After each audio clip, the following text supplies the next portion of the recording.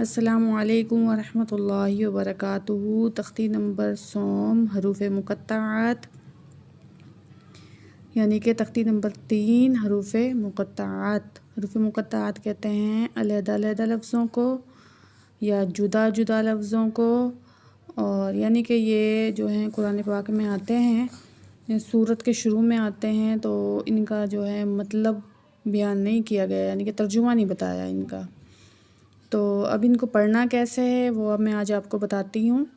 तो ये जो मद है, पहले आप ये सीख लेना। ये जो मद है ना, तो ये जो है तकरीबन 7 अलिफ़ के बराबर इसको खींच के पढ़ते हैं। ये बड़ी मद है और ये 3 दंदों वाली ये शद है।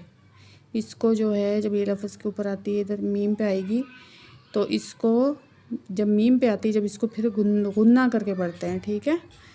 तो ये मद है और ये शद है, तो इसको 7 अलिफ़ के बराबर खींच के पढ़ेंगे और इसको हम जो है पहले गुन्ना करेंगे, फिर इस मद को पढ़ेंगे, ठीक है।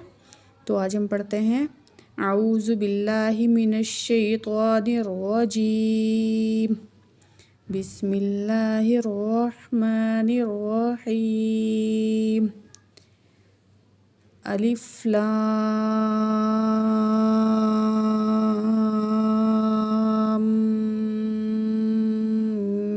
मीम।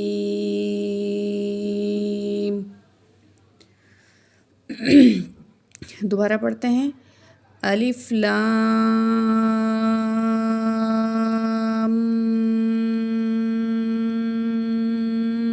मीम। तो ये इस तरह पढ़ना है।